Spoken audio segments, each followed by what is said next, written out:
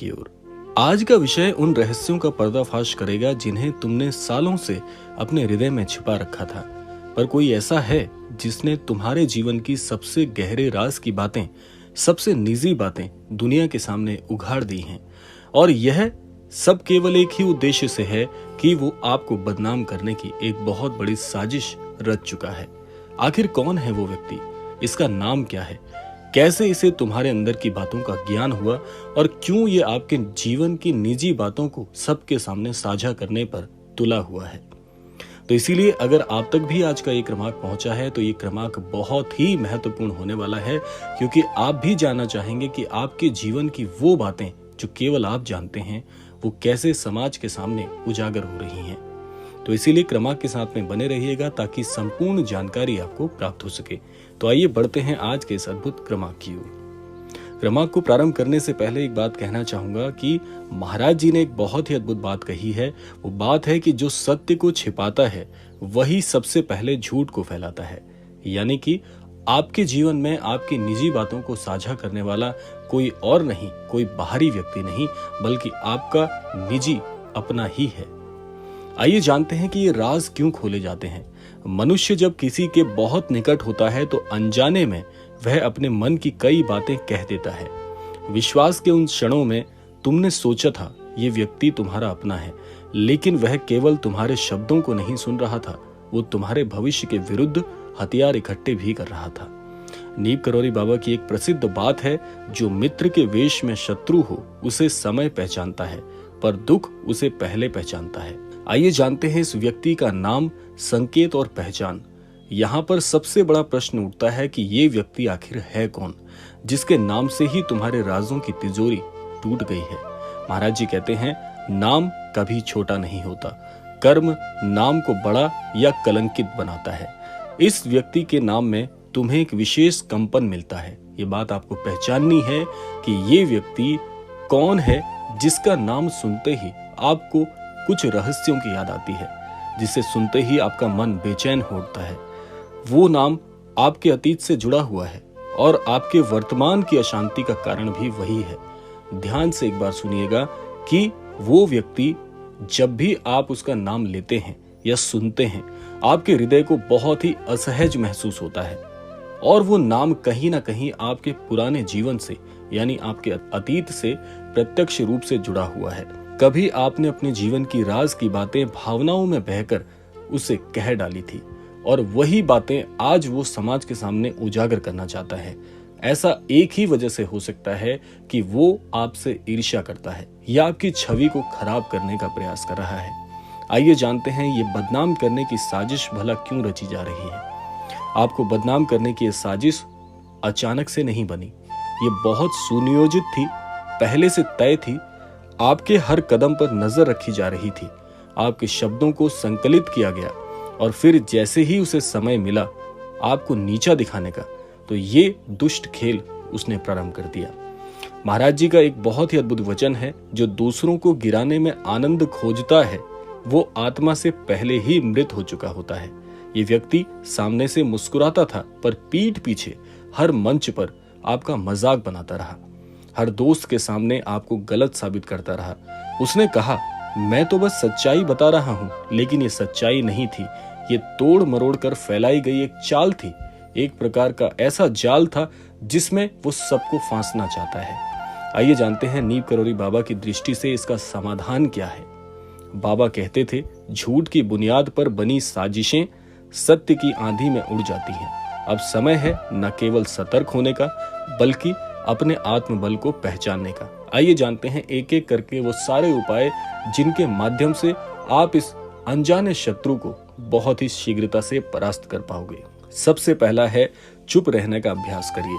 आपकी बातों को गलत उपयोग कोई भी व्यक्ति ना कर पाए, इसीलिए उतना ही बोलिए संतुलित व्यवहार में जितना आपको समाज तक अपनी बात पहुंचानी हो। उससे ज्यादा बोलने पर, उससे ज्यादा अपनी निजी बातें बताने पर उनका गलत प्रयोग किया जाता है। इसका सबसे अच्छा उपाय है सीमित वाणी, यानी कि या तो मौन रखें, मौन यदि नहीं रख सकते तो आप उतना ही बोलें जितना पर्याप्त हो, उससे ज्यादा कुछ भी साझा करने से बचिए। दूसरा है, बाबा का नाम जपिए। राम राम कहिए, सब कष्ट छू मंतर हो जाएंगे।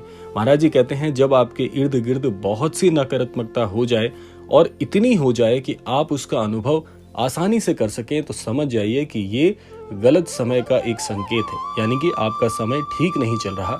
ऐसे समय में आपको महाराज जी का नाम या प्रभु श्री राम जी का नाम का जाप करना प्रारंभ कर देना चाहिए, ताकि उससे आपकी जो ऊर्जा है, यानी आपके शरीर की, आपके मन की, आपकी वाणी की, आपकी बुद्धि की सारी ऊर्जा धीरे धीरे सकारात्मक होना शुरू हो जाए। और जैसे ही आपकी ऊर्जा सकारात्मक होगी, ये सारी नकारात्मकता अपने आप आपके जीवन से गायब हो जाएगी। तीसरा उपाय है उनसे दूरी बनाओ। जो विश्वास तोड़ रहे हैं, जो बार बार आपके जीवन में छल करते हुए पकड़े जा रहे हैं, ऐसे लोगों से जितना जल्दी हो उतना जल्दी इनसे दूर होने का प्रयास करें। और ऐसे लोगों से दोबारा किसी भी कार्य की, किसी मदद की, किसी भी प्रकार की सहायता की अपेक्षा न रखें। और दूसरा, इनसे उम्मीद रखना छोड़ दीजिए। चौथा है सच्चे मित्रों की शरण लीजिए। देखिए, आज के समय में सच्चे मित्र मिलना बहुत कठिन है, लेकिन आपके जीवन में जो भी आपके सच्चे मित्र हैं, जो विश्वास पात्र हैं, जो आपके साथ खड़े रहते हैं, ऐसे लोगों का सहारा लीजिए। समय तुम्हें दिखाएगा कि कौन तुम्हारा अपना है।